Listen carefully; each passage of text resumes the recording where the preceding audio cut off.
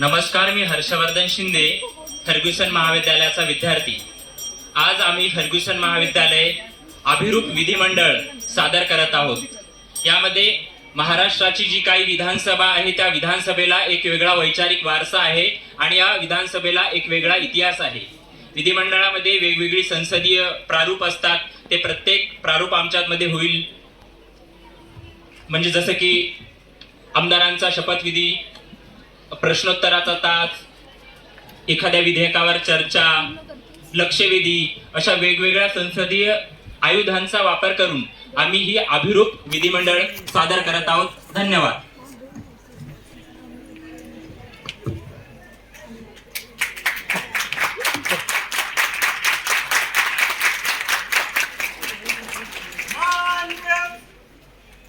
सभासद, माननीय अध्यक्ष महोदय,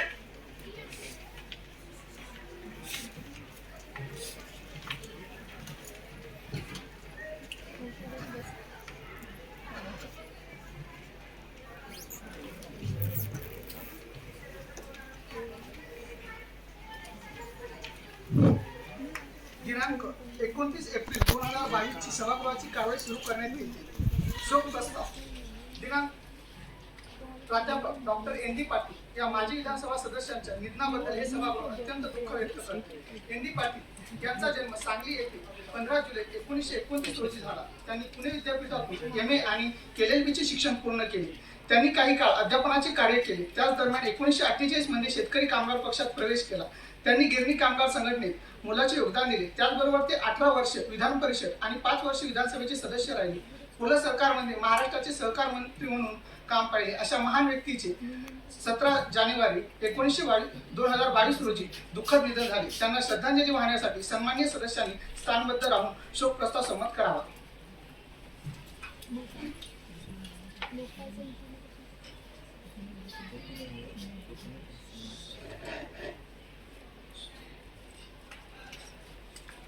शोक प्रस्ताव संमत करण्यात आला।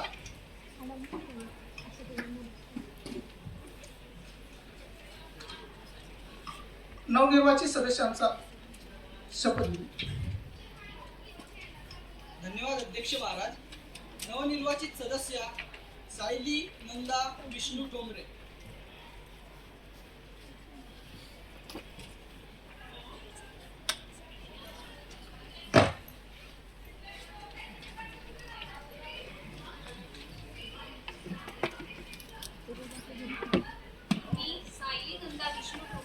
अभिरूप विधानसभेची सदस्य म्हणून निवडून आली असल्याने निष्ठापूर्वक प्रतिज्ञा करते।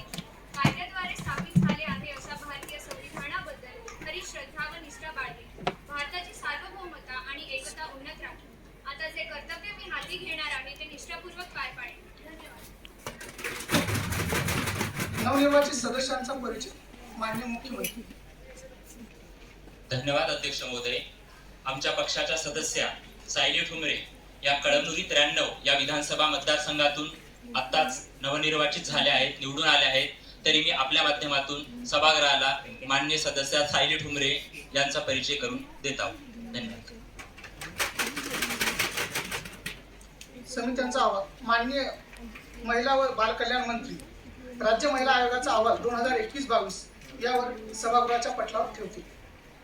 अध्यक्ष महोदय, महिला समितीचा अहवाल सभागृहाच्या पटलावर ठेवण्यात आलेला आहे। धन्यवाद।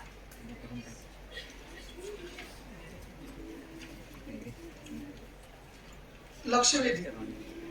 राज्यातील महत्त्वाच्या विषयावर माननीय सदस्य तात्या बळी लक्षवेधी मांडते। अध्यक्ष महाराज, मी आपल्या परवानगीने या संपूर्ण सभागृहाचे लक्ष एका महत्त्वाच्या घटनेकडे वेधू इच्छितो। अध्यक्ष महाराज, गेली 40 वर्ष मी या सभागृहाचा सदस्य आहे, परंतु इतका भोंगळा कारभार मी आजपर्यंत पाहिलेला नाही। अध्यक्ष महाराज, गेली 3.5 वर्ष या सभागृहात एक गोष्ट ठासून सांगितली जाते की या राज्याला प्रथमतः एक सक्षम गृहमंत्री लागेल। जर हे गृहमंत्री इतके सक्षम असतील तर कायदा व सुव्यवस्था इतकी दुर्बळ का ठरते? अध्यक्ष महाराज, गेल्या 3 दिवसापूर्वी औरंगाबाद शहरामध्ये 2 सांप्रदायिक गटामध्ये भोंग्याच्या मुद्द्यावरून हिंसाचार घडून येतो। अध्यक्ष महाराज, तर या गृहमंत्र्यांनी यावरती नेमकी काय भूमिका घेतली हे स्पष्ट करावं। माननीय गृहमंत्री जानवी पाटील उत्तर देतील। धन्यवाद अध्यक्ष महाराज. अध्यक्ष महाराज, तात्या बहिर यांनी आपल्या सर्वांचे लक्ष एका अतिशय महत्त्वपूर्ण घटनेकडे वेधून घेतले आहे आणि नक्कीच ती घटना खूप गंभीर आहे. याच बाबतीत मुख्यमंत्री आणि त्यांच्यासोबत मी औरंगाबादच्या कमिशनर ऑफ पोलीस यांच्यासोबत व्हिडिओ कॉन्फरन्सिंगच्या माध्यमातून मीटिंग घेतली आणि तिकडची परिस्थिती आता नियंत्रणात आहे असे आम्हाला सांगण्यात आले आहे. दुसरी गोष्ट अशी की आज संध्याकाळी राज्याचे पोलीस महासंचालक व प्रत्येक जिल्ह्यातील पोलीस अधीक्षकांची तातडीची बैठक बोलवण्यात आली आहे. माननीय अध्यक्ष महोदय, दुसरा मुद्दा असा की तात्या बहिर यांनी आज एक टिप्पणी केली. तात्या बहिर हे आपल्या सभागृहाचे ज्येष्ठ नेते आहेत, श्रेष्ठ नेते आहेत. लोकशाहीमध्ये त्यांना त्यांचं मत मांडण्याचा पूर्ण अधिकार आहे हे मान्य मला, पण याचा अधिकार असा नाही की त्यांनी या सरकारला व या गृह खात्याला दुबळे समजावे. महाराष्ट्राच्या 60 वर्षाच्या राजकीय इतिहासात जे कुठल्याच सरकारला जमलं नाही ते आमच्या सरकारने करून दाखवलंय. आजपर्यंत होम मिनिस्टर या फक्त घरात असायच्या, पण आमच्या सरकारने या राज्याचे होम मिनिस्टर एका महिलेला बनवण्याचं धाडस करून दाखवले. कारण माझा हा महाराष्ट्र राजमाता जिजाऊ, तारा राणी आणि सावित्रीबाई फुले यांचा लढाऊ बाणा पुढे घेऊन जाणारा महाराष्ट्र आहे. बाकी काही नाही. अहो सगळा याचा खेळ शे आमना सरकार पाडायन करता, पण आई काळा दगडवरनी रेख शे आमना सरकार कवच पडाव नाही. शेवटी मी या सभागृहाला सांगू इच्छिते, मागच्या 3.5 वर्षाची कायदा व सुव्यवस्था आम्ही राखली आहे, तशीच येणाऱ्या 1.5 वर्षाची राखली ही शाश्वती देते आणि थांबते. धन्यवाद. प्रश्न का तारांकित प्रश्न संख्या 512 माननीय सदस्य सूरजजी काटकर. धन्यवाद अध्यक्ष महोदय. अध्यक्ष महोदय, या समाजामध्ये असे काही घटक आहेत जसे की अनुसूचित जमाती, अनुसूचित जाती किंवा आर्थिक परिस्थिती बिकट असलेल्या या समाजातील या विद्यार्थ्यांची शिक्षणाची दशाही या सामाजिक न्याय विभागातून देण्यात येणाऱ्या शिष्यवृत्ती अवलंबून असते. परंतु अध्यक्ष महाराज, माफ करा, या सरकारच्या या 12 महिने झोपी असणाऱ्या कुंभकारी धोरणामुळे अध्यक्ष महाराज या विद्यार्थ्यांच्या शिक्षणाची दशाही दिवसेंदिवस दुर्दशा होत चालली आहे. अध्यक्ष महाराज, स्वाधार योजना असो की टीपीटी असो, या प्रकारची कुठलीही शिष्यवृत्ती या विद्यार्थ्यांना देण्यात आलेली नाही. अध्यक्ष महाराज, कोरोना महामारीनंतर महाविद्यालय सुरू होऊन 6 महिने पालखी गेली तरी अद्यापही कुठल्याही प्रकारची अद्यापही वसतिगृह पूर्ण क्षमतेने सुरू करण्यात आलेली नाही. तरी माननीय सामाजिक न्याय मंत्र्यांनी यावरती स्पष्टता द्यावी. धन्यवाद अध्यक्ष महाराज. सामाजिक न्याय मंत्री उत्तर देतील. धन्यवाद अध्यक्ष महोदय. अध्यक्ष महोदय, विरोधी पक्षाचं कसं नाचता येणं म्हणे अंगण राखणं अशी परिस्थिती झाली. कारण माननीय सभासदांनी विचारलेला प्रश्न हा बिनबुडाचा आहे. या प्रश्नाला कुठल्याही तथ्याचा आधार नाही अध्यक्ष महोदय. अध्यक्ष महोदय, अनुसूचित जाती जमाती, मागासवर्गीय कुटुंबातून आणि आर्थिक परिस्थिती बिकट असलेल्या कुटुंबातून येणाऱ्या विद्यार्थ्यांची शैक्षणिक दिशा सामाजिक न्याय विभागाअंतर्गत देण्यात येणाऱ्या शिष्यवृत्तीवर अवलंबून असते. हे आम्हाला मान्य आहे आणि हीच परिस्थिती डोळ्यासमोर ठेवून आमच्या सरकारने या कोरोना महामारीच्या काळातही विद्यार्थ्यांना शिक्षणाच्या मुख्य प्रवाहात आणण्यासाठी अनुसूचित जातीतील मुलामुलींच्या शिक्षणासाठी 310 कोटी रुपयांची मदत केली. तसेच मॅट्रिक पास झालेल्या विद्यार्थ्यांच्या शिष्यवृत्तीसाठी 220 कोटी रुपयांची मदतही आमच्या सरकारने केली. एवढं काय अध्यक्ष महोदय, तर नवीन वसतिगृह बांधकामासाठी 130 कोटी रुपयांची तरतूद याच सरकारने केली आहे. एवढी काय आकडेवारी असताना सुद्धा, एवढी माहिती असताना सुद्धा अध्यक्ष महोदय, विरोधी पक्ष कशाच्या आधाराने म्हणते अद्याप काही तरतूद केली नाही. अध्यक्ष महोदय, यांच्या वतीने तुम्हाला असं मला वाटतंय ये देश जनता नहीं बचत है, ये देश जनता नहीं बचत है और यहाँ मुद्दा समझता नहीं भूलता है. अशा प्रकारे जनतेची दिशाभूल करण्याचा प्रयत्न विरोधी पक्ष करत आहे. दुसरा प्रश्न विचारला यांनी वसतिगृह संदर्भात. अध्यक्ष महोदय, विरोधी पक्ष अनेक काळ सत्तेमध्ये होता. सत्तेमध्ये असताना आपण सर्वांनी बघितलंय यांनी आरोग्य विभागाची कशा प्रकारे दशा केली. प्रत्येक प्रश्नाचं उत्तर इकडे नका सांगू. ऐका, ऐका. उत्तर द्या, नीट मुद्द्याचं उत्तर द्या. माननीय विजयजी जाधव खाली. अध्यक्ष महोदय, कोरोना महामारीच्या काळात वाढती रुग्णसंख्या बघता आम्हाला पेशंट्सना वसतिगृहामध्ये स्थलांतरित करावं लागलं आणि हे प्रश्न विचारता येतात वसतिगृह पुन्हा शिक्षण सुरू का नाही. अध्यक्ष महोदय, सध्या तिथे मला सांगायला अत्यंत आनंद होत आहे. वसतिगृह पेशंट मुक्त करण्यात आले आहेत, त्यांची स्वच्छता चालू आहे आणि लवकरच पुन्हा शिक्षण वसतिगृह सुरू होतील. धन्यवाद. तारांकित प्रश्न संख्या 513 माननीय सदस्य तन्मयजी बाबू. धन्यवाद अध्यक्ष महोदय. अध्यक्ष महोदय, कोरोना काळामध्ये ढासळलेली आरोग्य व्यवस्था आपण सर्वांनी बघितलेली आहे. या सरकारच्या कृपेने मायबाप जनतेचे जे हाल झाले त्याबद्दल तरी न बोललेलंच बरं असं मला वाटतंय. अध्यक्ष महोदय, शास्त्रज्ञ आता कोरोनाच्या नवीन संकटाची शक्यता वर्तवत आहेत. मी माननीय आरोग्य मंत्र्यांना असे विचारू इच्छितो की या येणाऱ्या संकटाला तोंड देण्यासाठी या सरकारने काय उपाययोजना केल्या आहेत याची माहिती या माननीय आरोग्य मंत्र्यांनी जनतेला द्यावी. माननीय आरोग्यमंत्री उत्तर देतील. धन्यवाद अध्यक्ष महोदय. खरं तर आज या ठिकाणी मला तुम्हाला सांगायला फार अभिमान वाटतोय की WHO ने अर्थातच जागतिक आरोग्य संघटनेने कोरोना महामारीत राज्य सरकारनं जे काही कार्य कर्तृत्व केले त्या कार्याची दखल घेतली आहे. मला वाटते खऱ्या अर्थानं आमच्या राज्य सरकारचं हेच यश आहे.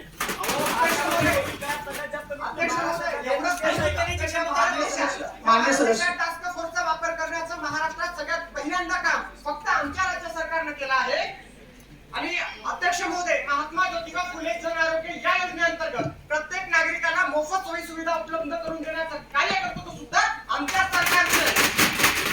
तसंच स्टँडर्ड ट्रीटमेंट प्रोटोकॉल याद्वारे प्रत्येक नागरिकाला समान तपासणी फी आकारण्याचं ठरवून ज्या त्या जिल्ह्यात उपाययोजना करण्यासाठी योग्य त्या निधी वाटप सुद्धा करण्यात आली आहे.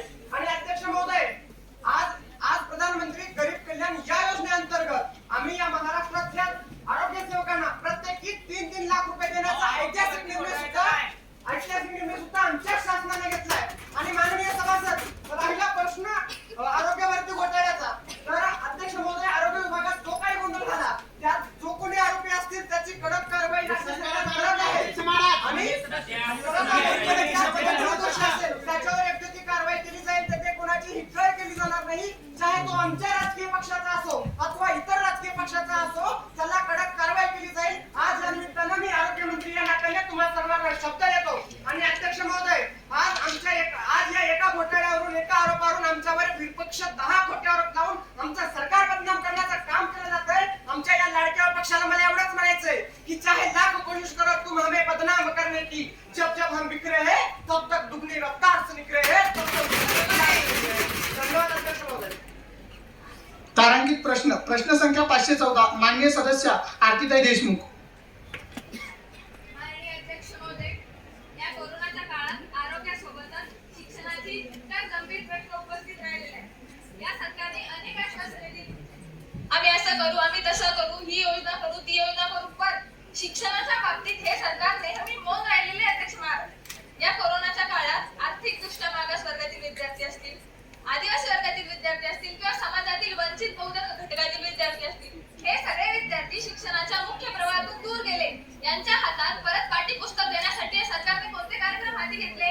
का शिक्षण हा विषय तुम्हाला एवढा महत्त्वाचा वाटत नाही? माननीय शिक्षण मंत्र्यांनी याची स्पष्टता द्यावी. माननीय शिक्षण मंत्री अक्षयजी खोसे उत्तर देतील. धन्यवाद अध्यक्ष महोदय. विरोधी पक्षातील सदस्यांनी उपस्थित केलेला प्रश्न हा जितका महत्वाचा व गंभीर आहे तितक्याच गांभीर्याने आमचे सरकारही त्याला हाताळत आहे. आणि अध्यक्ष महोदय,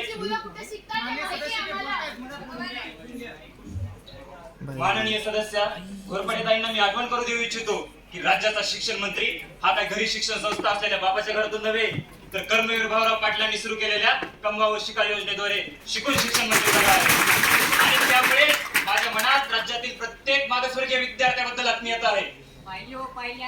अध्यक्ष महोदय, कोरोना काळात विद्यार्थ्यांचे शैक्षणिक नुकसान होऊ नये म्हणून आमच्या सरकारने आभासी पटलाद्वारे वर्ग भरवले. आम्हाला हेही मान्य आहे की प्रत्येक विद्यार्थ्याकडे स्मार्टफोन व इंटरनेट सारखी सुविधा नाहीये. त्यामुळेच आमच्या सरकारने प्रथमच 10 दूरदर्शन चॅनल्स व 8 रेडिओ फ्रिक्वेन्सीज द्वारा यातला 1ली ते 12वीचे वर्ग भरवले.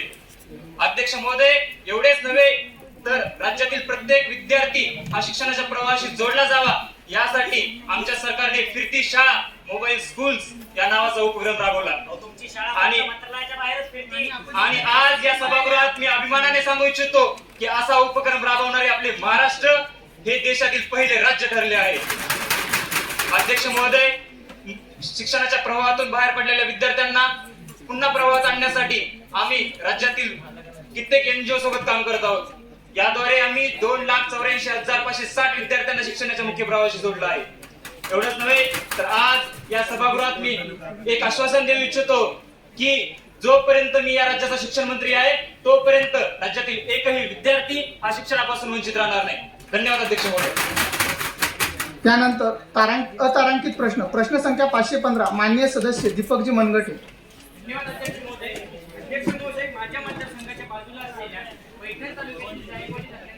पाणीसाठा हा 2170 टीएमसी इतका आहे. सद्यस्थितीत धरणामध्ये 1830 टीएमसी इतका पाणीसाठा उपलब्ध आहे. तर अध्यक्ष महोदय, त्यापैकी धरणाच्या उजव्या कालव्यातून आतापर्यंत 780 टीएमसी एवढा पाण्याचा विसर्ग झालेला आहे आणि तो अद्याप तसाच चालू आहे आणि तो आज घडीला कुठेतरी थांबवणं गरजेचं आहे. तरी माझा सन्माननीय जलसंपदा मंत्र्यांना हाच प्रश्न आहे की त्यावर तुम्ही काहीतरी उपाययोजना केली आहे. धन्यवाद. अध्यक्ष महोदय, सादर प्रश्नांची उत्तरं पटलावर ठेवण्यात आली आहेत. यानंतर आजचे महत्त्वाचे काम विधेयक मांडून विधेयकावर चर्चा. महामंत्रीजी विधेयक सभागृहाच्या पटलावर आणि विधेयकाचे वाचन करतील. विधेयक क्रमांक 203 कृषी विपणन आणि वीज सहकार कृषी कल्याण विधेयक 2022. कोणत्या नियमानुसार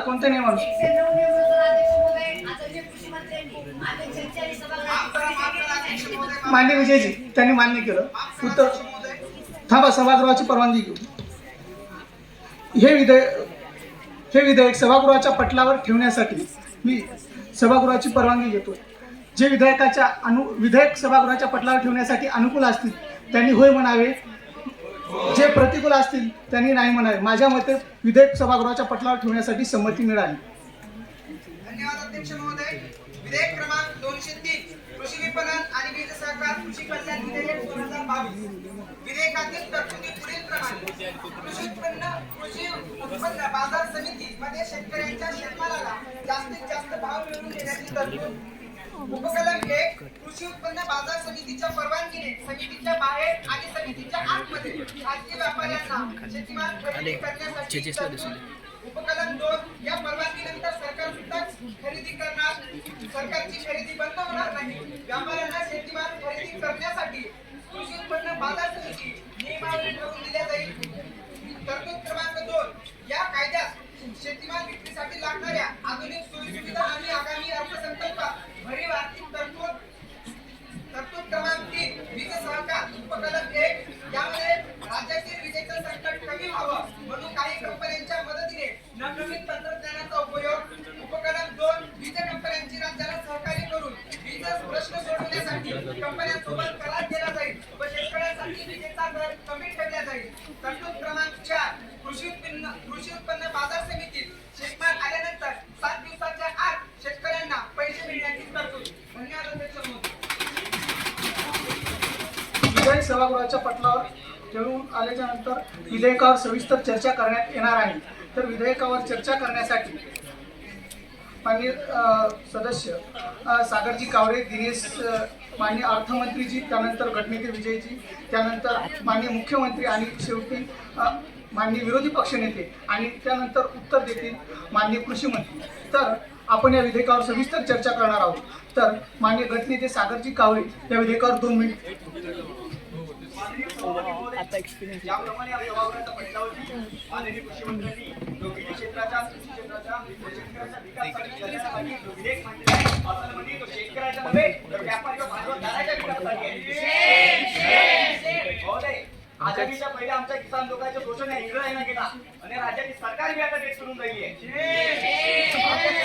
आमचा किसान आदेश स्वतंत्र झाल्यापासून त्यांच्या मावळामध्ये पिकवलेल्या मालाला किमान हमीभावाची मागणी करून राहिलाय. परंतु आमच्या शेतकऱ्याच्या आंघा या पहिल्या सरकारच्या कानापर्यंत पोहोचली नाहीत, परंतु भांडवलदाराच्या छुप्या मागण्यांच्या कानापर्यंत पोहोचला. ह्याच्या विधेयकामध्ये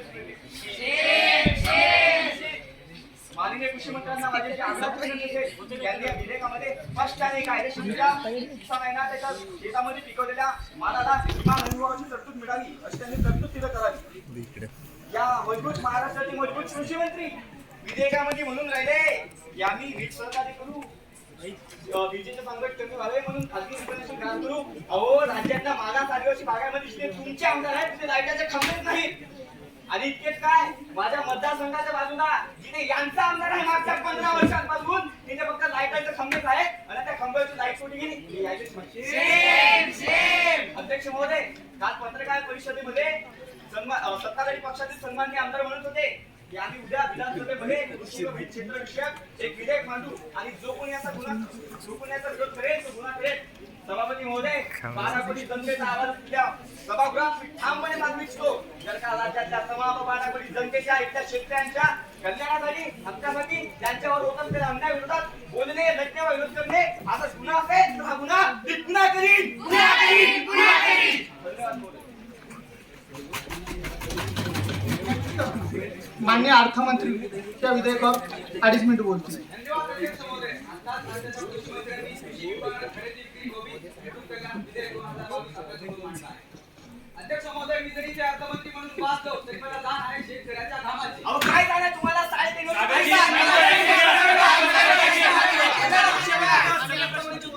हे सरकार बळीराजाचा आणि छत्रपती शिवाजी महाराजांचा वारसा सांगणारे सरकार आहे. त्यामुळे या विधेयकामध्ये शेतकऱ्याला हमीभाव मिळवून देण्यासाठी तरतूद क्रमांक 1 करण्यात आलेली आहे.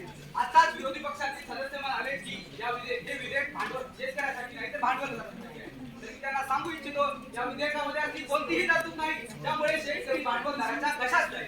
अर्थमंत्री वाचताना वाटते विधेयक. माननीय ज्येष्ठ नेते तात्या तुम्ही खाली बसा. माननीय अर्थमंत्री बोलतात त्यांना बोलू द्या. तुमच्या पक्षाच्या वेळेत तुम्ही बोला. आता मार्च महिन्यामध्ये झालेल्या महाराष्ट्राच्या अर्थसंकल्पात कृषी खात्यासाठी 3,500 कोटीची मोठी तरतूद करण्यात आली होती. त्याचबरोबर राज्याला विजेचं संकट लक्षात घेता 24,000 मेगावॅट विजेची गरज लक्षात घेता या विधेयकामध्ये विजेसाठी देखील तरतूद करण्यात आलेली आहे. या विधेयकाच्या अंमलबजावणीनंतर शेतीकडे पारंपरिक नाही तर उद्योग म्हणून पाहिलं जाईल. शेती क्षेत्रात रोजगार निर्मिती होईल, त्यामुळे इथल्या तरुणांना रोजगार मिळेल. अध्यक्ष महोदय, मी या विधेयकाचं जाहीरपणे समर्थन करतो. आमचं सरकार राज्याला सुजलाम करण्यासाठी कर्तव्यदक्ष आहे. धन्यवाद अध्यक्ष महोदय. यानंतर माननीय गटनेते विजयजी जाधव बोलतील. 3.5 मिनिट वेळ त्यांना. धन्यवाद अध्यक्ष महोदय. आत्ताच आदरणीय अर्थमंत्र्यांनी खूप सारा मोठा आकडा मांडला. 3,500 कोटीवरती किती शून्य असतील हे आमच्या अर्थमंत्र्यांना कळते नाही. अध्यक्ष महोदय, या महाराष्ट्रामध्ये आजपर्यंत आसमानी संकटांनी शेतकऱ्यांचा जीव घेण्याचा प्रयत्न केला, परंतु या सरकारच्या काळात आसमानी सुतानी संकटांनी एकत्र येऊन आमच्या शेतकऱ्यांचा जीव घेण्याचा प्रयत्न केला. आणि हे सगळं होत असताना अध्यक्ष महोदय यांचं सरकार गांधारी प्रमाणे डोळ्यावरती पट्टी बांधून आंधळेपणाचं सोंग करते. अध्यक्ष महोदय, कृषी मंत्र्यांनी आता जे बिल मांडलं त्याच्यामध्ये तरतूद क्रमांक 2, तरतूद क्रमांक 1 त्याच्यातील उपक्रम 2 त्याच्यामध्ये त्यांनी सांगितलं की सरकार परवानगी विरुद्ध सुद्धा शेतीमाल खरेदी करणार आहे. अध्यक्ष महोदय, माझ्याकडे सोलापूर कृषी उत्पन्न समितीचा एक डेटा आहे.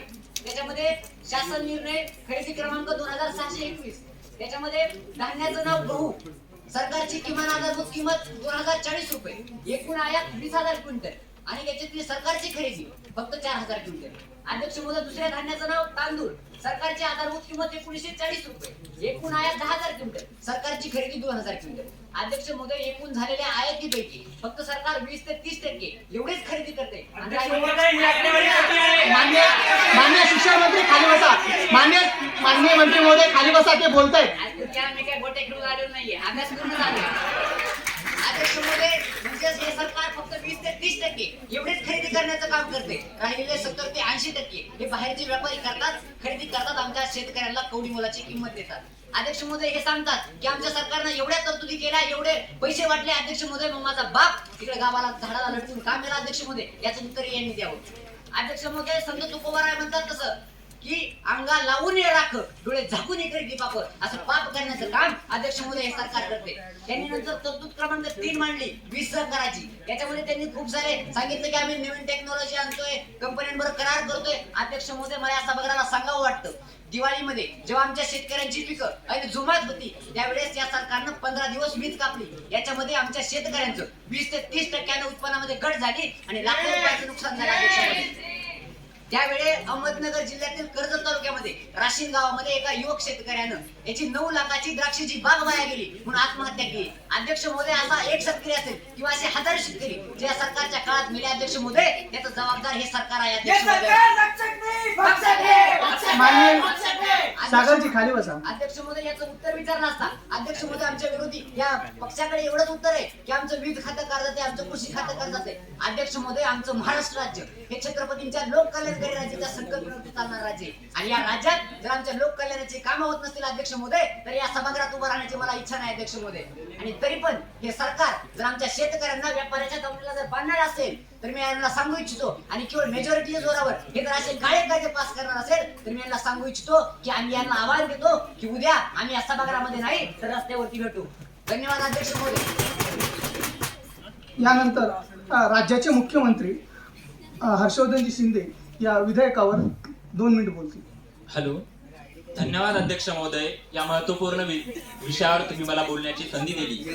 मी सुरुवातीला सभागृहाला सांगू इच्छितो, अध्यक्ष तुमच्या माध्यमातून हे जे काही कृषी विधेयक आणलेलं आहे ते राज्याच्या 12 कोटी जनतेच्या हृदयाचा विचार करून आणलेलं आहे. त्याच्यामुळे शेतकऱ्यांचं कल्याण याच्यात विचारात ठेवलं आहे. माननीय विजयजी जाधव खाली बसा. साधं उत्तर दिलं जाते. 12 कोटी जनतेचा विचार करून हे विधेयक आणलेलं आहे. त्याच्यामुळे शेतकऱ्यांचं कल्याण या विधेयक आहे. हे सरकार अर्थमंत्र्यांनी सांगितल्यानुसार बळीराजा आणि शिवाजीचा वैचारिक वारसा सांगणारं सरकार आहे. त्याच्यामुळे कुठेही शेतकऱ्यांचं कल्याण होणार नाही असं इथे कुठेही तरतूद नाही. त्यानंतर शेतकरी आधी कसं व्हायचं, शेतकऱ्याच्या थेट बांधापर्यंत जाऊन आता व्यापारी खरेदी करणार आहेत. त्याच्यामुळे अध्यक्ष महोदय जो काही ट्रान्सपोर्टचा खर्च असतो तो खर्च वाचणार आहे. आणि त्याच्यामध्ये याची तरतूद आहे विजेची. त्या संदर्भात अध्यक्ष महोदय 100 कोटीचा आम्ही नवीकरणीय ऊर्जा स्रोतांसाठी प्रकल्प राबवत आहोत. त्याच्यामुळं ते पण संकट कमी होईल. आणि अध्यक्ष महोदय सगळ्यात महत्वाची गोष्ट अशी आहे, भारतात शेती ही पारंपरिक पद्धतीने केली जाते. आम्हाला आमच्या शेतकऱ्यांची शेती ही आधुनिक पद्धतीने करायची आहे. आधुनिक पद्धतीने शेती केल्याशिवाय इथल्या शेतकऱ्यांचं कल्याण होणार नाही. त्याच्यामुळे जास्तीत जास्त शेती आधुनिक कशी होईल असं याच्यामध्ये तरतुदी करण्यात आलेल्या आहेत. त्याच्यानंतर अध्यक्ष महोदय, आमचं सरकार किंवा आमचा पक्ष हा एक शेतकरी चळवळीतून आलेला आहे. त्याच्यामुळे शेतकऱ्यांचं कल्याण हे होणार हे त्या ठिकाणी निश्चित आहे. धन्यवाद. सभागृहात जास्त वेळ घेतला. यानंतर सभागृहातील विरोधी पक्ष नेते माननीय अभिषेकजी शिंदे विधेयकावर 2 मिनिट बोलतील. अध्यक्ष महाराज, माननीय कृषी मंत्र्यांनी या ठिकाणी कृषी विपणन, वीज आणि वीज सहकार कृषी कल्याण विधेयक 2022 या राज्याच्या सभागृहासमोर मांडलं. अध्यक्ष महाराज, या ठिकाणी या वीज बिलामध्ये 2 तरतुदी केलेल्या आहेत. खरं तर या तरतुदीचा अभ्यास करून आणि या तरतुदीचा त्या ठिकाणी विचार करून असं वाटायला लागतं की गरिबांना लुटा आणि व्यापारी आणि पैशावाल्यांची भांडवलदारांची पोट भरायची सरकारी योजना. अध्यक्ष महाराज, या बिलामध्ये आपण कृषी उत्पन्न बाजार समितीच्या बाबतीतली काही तरतूद पाहिली. अध्यक्ष महाराज, त्याच्यामध्ये यांनी स्पष्टपणे या तरतुदीमध्ये असं लिहिलेलं आहे, त्या ठिकाणी खाजगी जे व्यापारी आहेत त्यांना त्या ठिकाणी कृषी उत्पन्न बाजार समितीच्या बाहेर परवानगी मिळेल आणि आतमध्ये देखील परवानगी मिळेल. हे सरकार त्यांची जबाबदारी टाळण्याची, खरेदी करण्याची ज्यांची जबाबदारी आहे सरकारची ते टाळण्याचं काम करत आहे. अध्यक्ष महाराज, या कृषी बिलाच्या माध्यमातून आपण पाहिलंय राज्याला कृषी उत्पन्न बाजार समितीची एक मोठी त्या ठिकाणी परंपरा लाभलेली आहे. अध्यक्ष महाराज, आणि या ठिकाणी ही कृषी उत्पन्न बाजार समिती शेतकऱ्यांच्या डोक्यावरचं छत म्हणून इथून मागं काम करत आलेले. अध्यक्ष महाराज, गेल्या 3-3.5 वर्षात या सरकारच्या काळात या छताला पूर्णपणे छिद्र पाडण्याचं काम या सरकारनं केलंय आणि या बिलाच्या माध्यमातून आता हे छत उद्ध्वस्त करण्याचं काम हे सरकार करत आहे. अध्यक्ष महाराज, या सरकारच्या माध्यमातून मजबूत करण्याचं काम या ठिकाणी या सरकारनं करायला हवं होतं. कृषी बिलातून दिसत नाही. अध्यक्ष महाराज, दुसरी तरतूद आहे वीज कंपन्याची. आजच आपण सभागृहाने अनुभवलंय की या ठिकाणी खाजगी लोकांच्या हातात वीज दिल्यानंतर काय परिस्थिती होते, लाईटची परिस्थिती काय आहे, आपला सगळा सभागृहाने अनुभव आहे.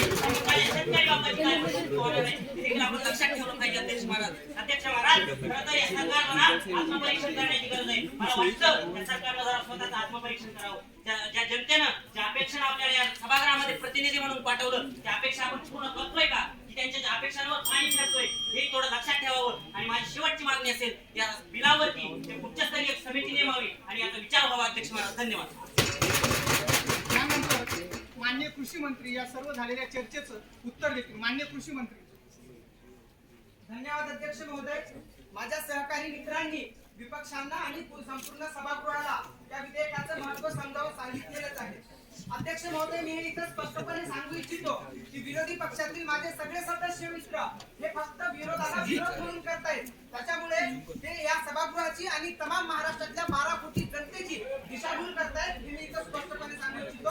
पण लोकशाहीमध्ये, आदर्श लोकशाहीमध्ये त्यांना बोलण्याचा अधिकार आहे, त्यांना प्रश्न विचारण्याचा अधिकार आहे आणि त्यांना उत्तर देणं हे माझं कर्तव्य आहे. महोदय, त्यांचा पहिला प्रश्न होता की हे सरकार या विधेयकाच्या माध्यमातून शेतकऱ्याचं हित भांडवलदाराच्या घशात घालते. तर मी यांना स्पष्टपणे सांगू इच्छितो अध्यक्ष महोदय, त्यांनी तरतूद क्रमांक म्हणजे या विधेयकातली तरतूद क्रमांक 1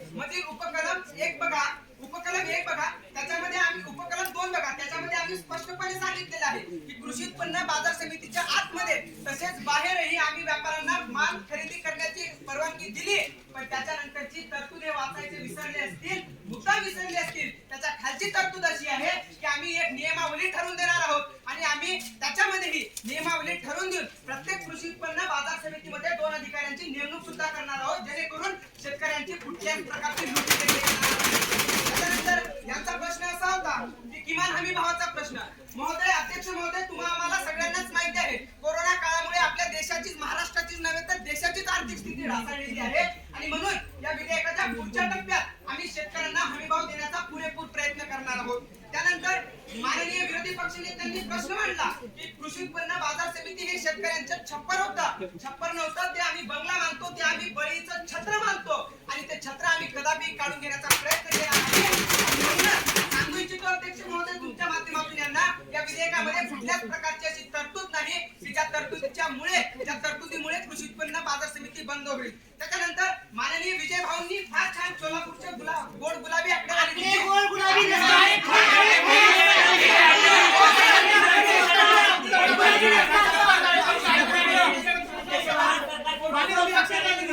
आकडेवारी सातपणे खोटी आकडेवारी आहे, हेही मी इथं स्पष्ट करू इच्छितो.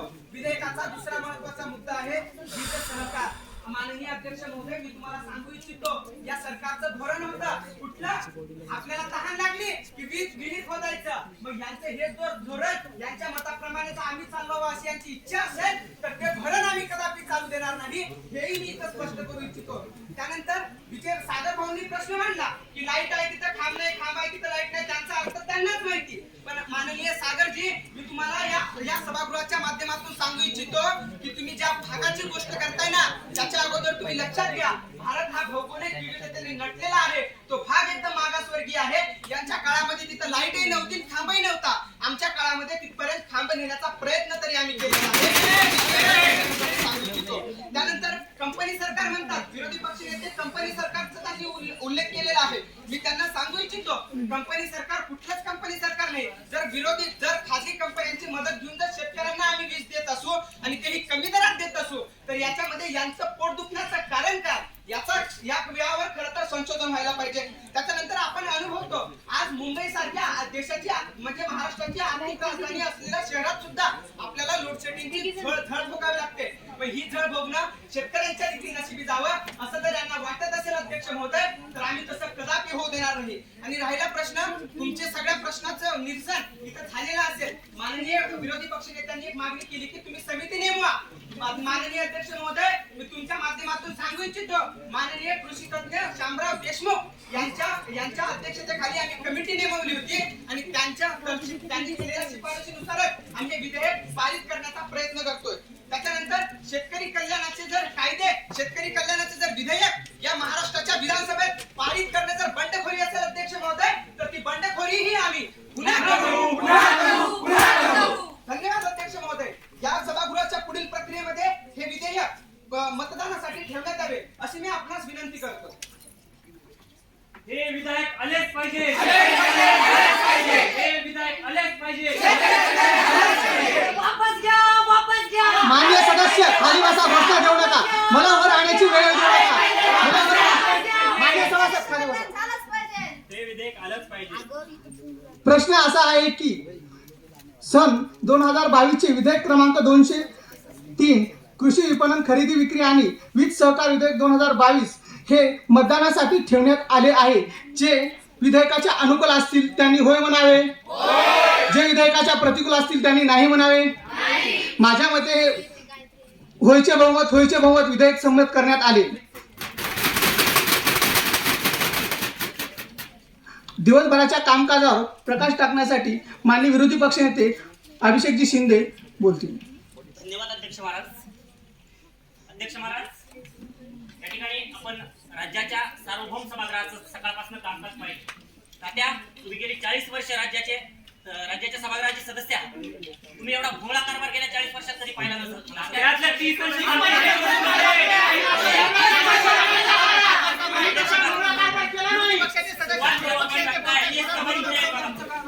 सामाजिक न्याय विभागाने या ठिकाणी आकडेवारी शिष्यवृत्तीसाठी 310 कोटी, त्यानंतर 220 कोटी, वसतिगृहासाठी 130 कोटी आणि माननीय अर्थमंत्र्यांनी या ठिकाणी 3,500 कोटीची तरतुदीचं या ठिकाणी सांगितलं. माननीय सामाजिक न्याय मंत्र्यांना सांगू इच्छितो, आजच माननीय पुण्याच्या आयुक्तालयाचा माननीय आयुक्तांचा या ठिकाणी एक अहवाल आहे आणि त्याच्यामध्ये त्यांनी स्पष्टपणे लिहिलेलं आहे बजेटची कमतरता असल्यामुळे आम्ही विद्यार्थ्यांना त्या ठिकाणी शिष्यवृत्ती देऊ नाही शकत. अध्यक्ष महाराज या ठिकाणी मी त्यांना सगळ्यात शेवटी सांगू इच्छितो, इनकी फाइलों में आदम कुंभी म्हणतात तसं, इनकी फाइलों में गांव का मौसम गुलाबी है मगर ये आंकड़े झूठे हैं, ये दावा किताबी है.